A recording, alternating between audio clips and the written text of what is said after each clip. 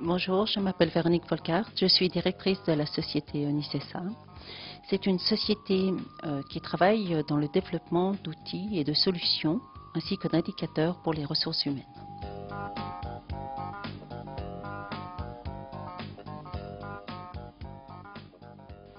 Alors, commencer à mettre des actions de talent management à l'intérieur de l'entreprise va commencer par s'occuper des managers, de sortir de ces schémas où, vis-à-vis de la direction, ils sont censés avoir un niveau de maîtrise métier supérieur et où ils ont toute la responsabilité de l'atteinte des objectifs et sortir du schéma par rapport aux collaborateurs qui dira que par rapport aux collaborateurs, ils ont toutes les réponses et toutes les solutions.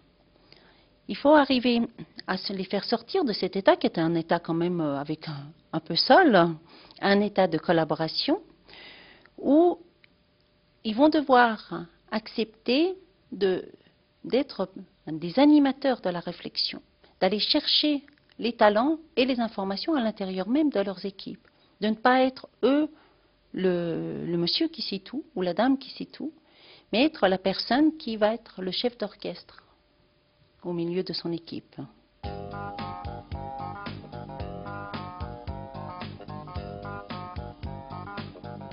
Alors, il s'agit dans un premier temps, si on veut vraiment faire de ces managers ce que nous on appelle des relais à l'intérieur de l'entreprise, eh bien, il faut leur apprendre à développer des comportements de coproduction, de savoir créer de l'espace, de l'écoute, de savoir aussi créer un langage commun, de savoir faire du partage du sens.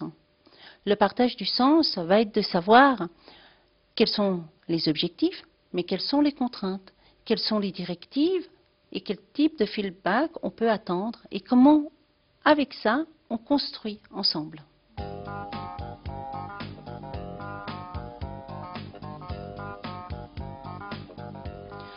Alors, dans un fonctionnement comme ça, les talents ont de l'espace pour émerger.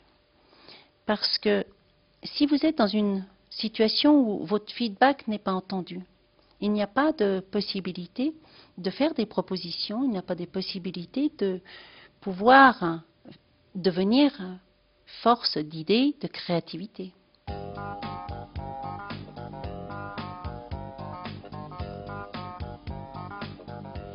Alors le bénéfice est très important, puisque quand les talents peuvent fleurir en interne, tous les soucis qui sont autour du climat, de savoir comment évolue le groupe, peuvent être reçus, peuvent être gérés. Et surtout, on peut mettre en relation ce qui se passe dans le groupe, puisque c'est mesurable.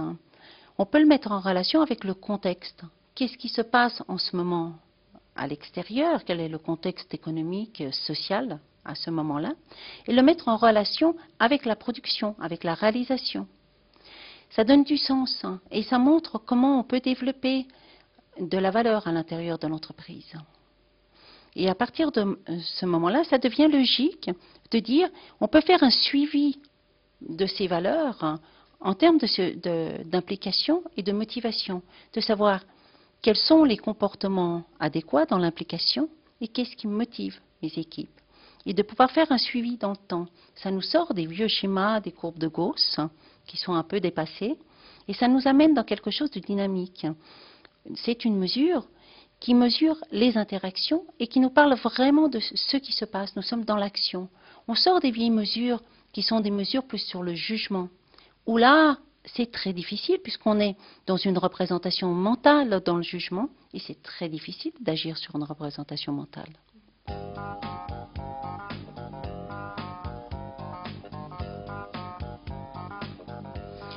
Le bénéfice pour l'entreprise, c'est d'avoir de la réactivité. C'est-à-dire que dans une période où on doit accélérer les changements, où les choses ne sont pas très stables et peuvent évoluer, c'est d'avoir toujours une vision entre les visions d'entreprise et la manière dont elles sont concrètement mises en œuvre dans la pratique quotidienne.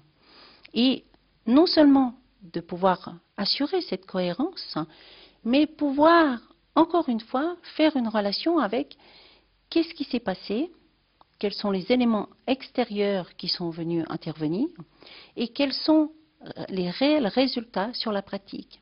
Ça permet de comprendre jusqu'où, quand on met la pression, on a une équipe qui est efficace et à quel moment, lorsqu'il y a trop de pression, on perd en efficacité.